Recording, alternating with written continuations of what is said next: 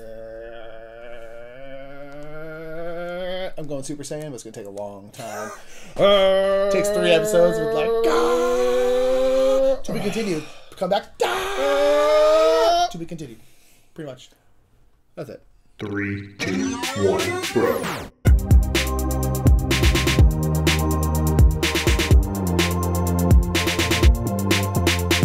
What's up, everybody? I'm Mike Murphy. Nick Murphy. We are the brothers Murph, and we're going to talk to you about a little thing called PAX Unplugged. PAXU. PAXU. PAXU. Bless you. Yes, indeed. PAX Unplugged is a convention that we just got back from. Yeah. PAX, there's like PAX West, PAX East are video game conventions that are very big, but they kept having a bigger and bigger board game presence at those ones. There's So some they're like, overlap in the Venn diagram there. we don't want these nerds at our video game convention, so let's make them their own conventions. Those nerds will go be nerds with the other nerds. Go on, you nerds. Exactly. So they made PAX Unplugged, which is just a board game convention, no video games at all. And it's in Philadelphia, and that's where we were this last week, really. Woo-hoo. Yes. And it was quite fun. So we're going to talk about our thoughts about PAX Unplugged. What were some highlights, lowlights, if there were any, and all of that jazz. Overall, man, this was a really cool convention. It's only their second year. It grew considerably from year to one to year two. 3 times the size it was the year before. Yeah. So pretty much they had the whole convention center taken over. I know last year they kind of was split with some other thing going on, and this year it was just all PAX Unplugged. Yeah, it's just a candle convention. All candles God, on the other side. Smelled like something you wouldn't believe. Somebody smells together. Yeah, so they grew a lot, but luckily you have the benefit of the PAX people know how to put on a convention because they've been doing it for a long time. Yep. And so like the organization stuff was like really there, I feel like. From PAX, yeah. From PAX. From PAX, it was great. Yeah, it was great. Honestly, spoiler alert, it's probably my favorite convention of the year. Cool, really? Okay. Yeah. It's, it's one of those things, I guess we'll skip right into it. One thing that we kind of discovered, so we went to a bunch of conventions all for the first time this year, and of course there's Gen Con, and Gen Con is people are there to buy stuff. There's a lot of releases. Same thing with Essen, but Gen Con like gets more of the masses where there's actual playing going on and stuff. Yeah. But Gen Con's very much about like get the thing now, buy the stuff. What's the new hotness thing? And we also went to Dice Tower Con, which is kind of the flip side. There's some exhibitors and stuff, but it's really about playing games. Yes, that's all everyone's ever doing. Which is awesome. People are just playing games, and like PAX Unplugged, like just threads the. It's like a literally perfectly 50-50. Yeah, exactly. Like where there was a lot of exhibitors there, a lot more than last year. And then there was a lot of people just playing games, doing RPGs and stuff downstairs. But they also had like, some shows and stuff going on. So really hit the middle. Yeah, I mean, and that's why it's probably my favorite of the year. And probably my favorite con that we've ever been to. Yeah. Because of the fact that, like, I love the Dice Tower Con type cons because I love to sit around playing games. I like the kind of craziness of a Gen Con where everyone's just like, trying to buy stuff. And this was so perfectly split. Like, literally in the same room.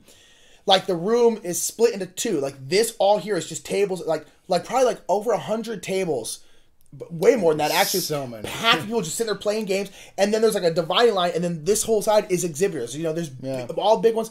But the best part is like, because it's still a big convention, you have most of the publishers are there. Like CMON and Fantasy Flight and all those Stronghold, ones. Whereas if you go to Restoration Games, that's which had the biggest release. They did. There's not really any games released at PAX this year, with the exception of Fireball Island, which is one of the reasons why we were there, is because we were there helping demo it. And then kind of like the Quacks of Quedlinburg. But there's not many releases, but it was cool to have like we were being part of one that kind of was like the first access to the public. Pretty much, yeah. It was really fun. It was great, but it's big enough where you have, like, because the problem with the ones where they play a lot, it's like you just don't have those big publishers because they honestly, like, it's not worth their time to go to the small. It's just not, like, to be completely honest. It's all money.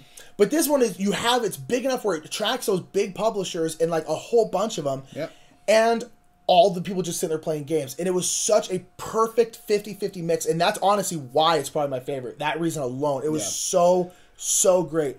But because also it was a lot of buying, but it wasn't that fervor, it was way chill. Yeah. Way more chill, at least. We spent a lot more time working in the booth with Restoration than we ever have before. Because we were with them the whole time, yeah. And so we were split between doing time in the booth where we were doing demoing games, and there was also an area near the free play where they were demoing Fireball Island. So we spent a lot of time playing games with people, but the energy was just really chill. Yeah. Like, people just came and sat down, played the game. It was very loose and easy. And, people, it was very much like people wanted to know about these games before they bought. versus just like running and jumping over each other to get stuff. Yeah. There wasn't as much of that kind of feeling. No, not at all. Which was like really fun to be So like on the nice. exhibitor side for. Yeah. It was just really a really good experience, and like everyone that was there was like really cool. Yeah, so you dug demoing and stuff like that? Yeah, it was We've really never really fun. done that before. No, because again, Gen Con, we didn't have space for it. Like, No, we no. would try to do like a tiny demo, like it was the like We literally had like half a least dinosaur workable- tea party on like Yeah, one side on table, top of Downforce, and then like downforce, but the board was like folded in half, trying to explain the game over here. yeah, which is fun, but It like, would work just fine. But But here yeah. we were able to play games and like help run games for people. I mean, Yeah. we between us, I mean, ran 40 plus games of Fireball Island. I played At in 2 or least, 3 of them yeah. myself. I got to play Downforce. I got to play Dinosaur Tea Party. Yep. It was really fun. It was really So fun, much fun. because like Fireball Island is just a fun game to play, but it's a fun game to watch. It's because like you just seen people do the trick shots and stuff. It's real. I never got tired of It's like just the hanging best out. game. If you, I mean, we're lucky that like we got the best possible game to demo. Yeah. because it's easy, it's quick, it's like 45 minutes and out. It's With teaching, you with know. teaching. It's just fun and crazy and chaotic. It's got table presence like you wouldn't believe. Yeah, and it's fun to watch. And it was Yeah. literally like when we're demoing, it's just like people would do it and they get up like, all right, cool. They get up to leave the table and then someone right in the table. Yeah, I mean, it just was like nonstop. nonstop, constantly, and it was but it was never also not fun. still fun Oh, it and was like great. relaxing, because you never felt like pressured, and like because we had more space. Yeah. The layout of PAX, like the booths, they left good space Yeah. around everyone. Like no one was like really boxed in. Yeah. Gen Con is just like boom, boom, boom, boom, because they have to Yeah, like they have to. maximize the space they have. They ain't got no more room. And it was really nice to kind of like just sit back and enjoy, you know. And there's times where it was a little quieter and we got to like sit in and play the game with the people and Yeah. help run it. There's times where you're just like egging people on, and I was kind of narrating the thoughts of Volcar the whole weekend. Yeah, exactly. And like, yeah, so being on the exhibitor side, it was really fun. Yeah. I really had a good time. We spent a lot of time in the booth. And then also with Berkey and stuff, talking about game toppers, yep. which was just like cool. Like, I mean, it was just a really good energy. That's one of the best things I can say about the energy at the convention was awesome. Yeah. From Killer. you know, from the PAX people to the people coming to the exhibitors, everyone was just having a good time.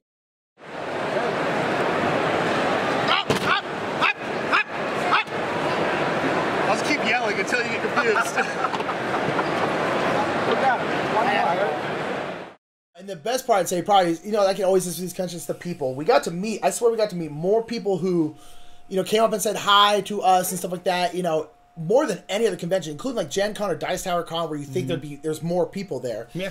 But man, there were just a ton of the fam that were there. You Yeah. know, it was Ton of the Bing so Bong great. crew. We got to play games with a bunch of people. It was just lovely. It was so great. Yeah, thank you for everyone who came up and said hi to us during the convention, outside of the convention, at the airport. Everyone had nice things to say about This Game Is Broken. Yeah. It was just awesome. That's like some of the funnest stuff, is getting to sit down and play games with people after hours and everything like that. I mean, that was something that was cool. Was like we had great time during the day, setting up the booth, taking down the booth. And then during our free times and stuff, we got to do a lot of fun stuff as well. It's the guy with the vacuum. Don't worry about it. Just a guy with a vacuum. Just the loudest vacuum in the history of vacuums. Barely, man. Vacuum in the walls, man! Seriously.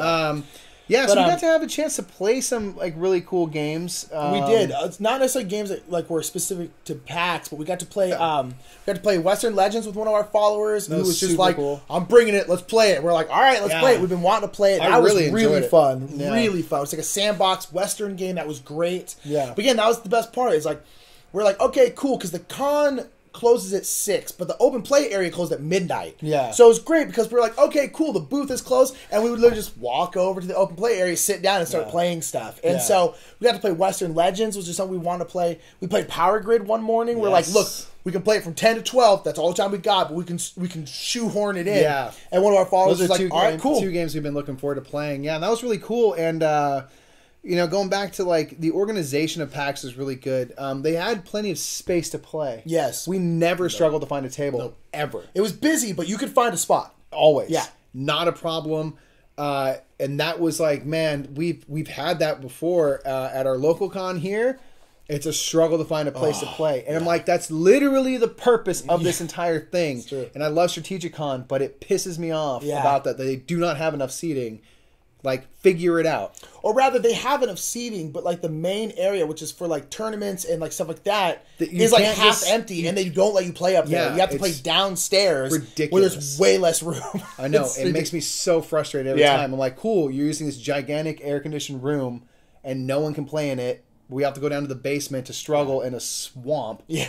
It's the worst. Be like PAX. PAX, like, never an issue. Always plenty of space. They always had a bunch of staff who were always walking out with, like, whiteboards that just had, like, ask me any questions you want, or something like that. There's people right when he got in said, like, D&D's this way, upstairs is gaming, over there. Like, they were well organized. Again, they know what to do. They had a hard closure at 6 for the expo hall. And what they did was they got everyone to go outside or go to the other half, and they actually closed off that half of the convention hall.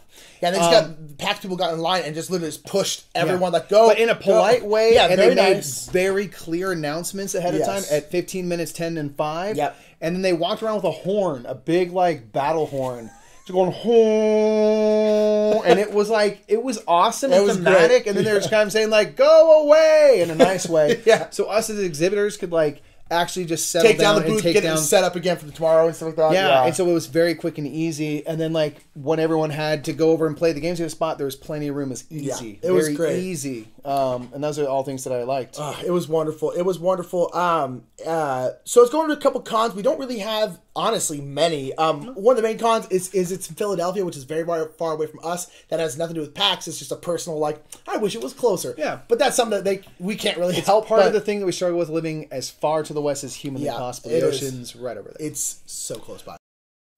Mike, what are you doing? I'll just being all super East Coasty. How about you? Same! Oh, East Coast boy! The only, like, real gripe I had was PAX is fantastic, and I know that there was tension between PAX and the convention center. Yeah. I'm not a huge fan of that convention center in terms of how they operate.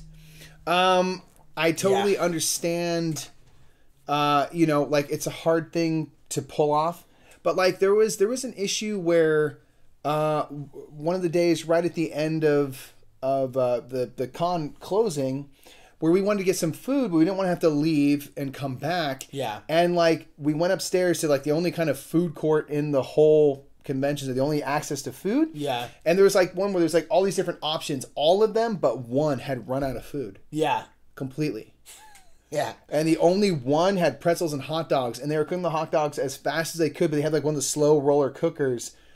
And they're like 15 minutes. We're like, tight. Yeah, and then we got in line, and like by the time we got in line, 15 minutes later, those ones had gone. There was like another 15 minutes. It was like the craziest thing just to get some like food. And then when we got it, we got 2 hot dogs and some sodas and chips. It was a $40 meal. Yeah, $40. So they're like $6 sodas. And always stuff. gouge prices. But it felt like this one really gouged the prices. Yeah, so I'm like, you're a convention center. Like, how do you run out of food? Yeah, so I don't know if it's like they didn't expect like the size audience attend. I don't know what happened there, but there was a couple things like that, and with like I know that there was a lot of this tension between the way that the convention center likes to do things and PAX and stuff. And then we also like across the street there's a burger spot that like also ran out of food. Yeah, another day, and I'm like, you're next to a convention center.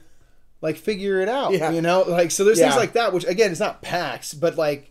Keep it in mind that... Yeah, because it was also tough because they had security going in and out. They had metal detectors and stuff like that, which I'm all for. I have no problem with that. But it meant that, like, if you were going to leave and come back, you were going to have to wait in the line to go through a metal detector and stuff like that, which would take a while. And a lot of times, we had, like, a 1-hour break to go get food, then we had to be back in the booth. Yeah. And so it was really tough. Like, we don't want to leave because we don't know if we're going to have time. Yeah. But I don't know if we have a choice because we don't want to go up there. There's no food. That being said, everyone who worked at the convention center, like all the staff we met, were like really cool and very nice and very helpful. That's nothing. Yeah, but also there were like no vending machines.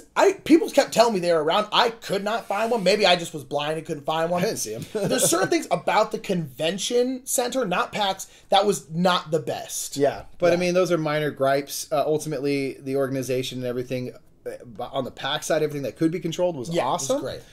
We got to have like nice dinners with Restoration Games and Berkey with Game Toppers, and got to talk about the future and planning more conventions and stuff. So it just got me really excited, being able to deepen relationships with people like Tom and Sam Z, all the Dice Tower crew, North Star Games, We got to demo like Evolution Oceans. Yeah, we did our first like real demo. Yeah, like, with Dom, who like created North Star Games, Yeah. and like that was a really exciting experience, and we were just able to talk about the business and everything like that. It was just a really cool experience where we were all very busy, but it also felt like people had more time to like talk and hang. Yeah, which was nice. The nicest. Yeah, people were so great. All the exhibitors were great. All the just people walking around buying. Everyone was so nice. I didn't come across anyone who was like a D-bag or anything. Like everyone was great. It was just chill. wonderful. It was chill the whole time. So yeah, I really do highly recommend PAX Unplugged. Again, it's that perfect middle point between like consumerism and like playing. Yeah. And I think that's a special thing that they have curated, and I hope that they're able to maintain that as they move forward. It feels like they really want to. Yeah. So I'm excited. I think it's going to be bigger grow. next year. I think honestly, PAX Unplugged may get Gen Con size. I think so too, especially if they really keep that core of their heart of like they want it to be about half and playing and stuff like that. I think it's really appealing possible. to people. Yeah. So anyway, those are our thoughts on PAX Unplugged. Were you at PAX Unplugged? If so, let us know. If you said hi, thank you for saying hi. If you have had thoughts about going to PAX Unplugged, again, we would highly recommend it in the future. Indeed. I want to go back for sure. I know you do. We also did a haul video for all the stuff we got at Gen Con. Please make sure to check that out. Or PAX Unplugged. No, sorry, not. We have them for just both. Watch both videos. For PAX Unplugged, we won't go through the games. We bought a lot of stuff, but we'll do a whole separate video for that. Indeed. But yeah, PAX Unplugged was wonderful. It was awesome. Check out more stuff based on PAX Unplugged in our time when you get a chance. Indeed. Yeah. All right. And I think that's going to be it. Yeah. I'm Mike Murphy. Nick Murphy. We're the Brothers Murph, and we are done.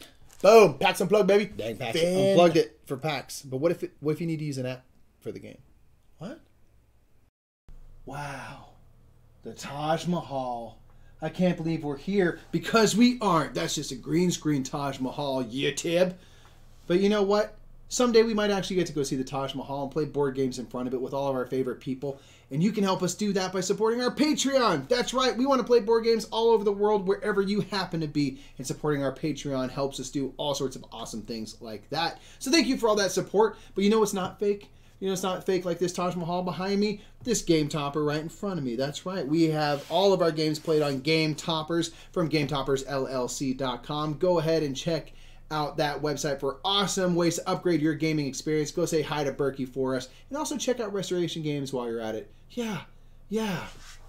It just looks so realistic.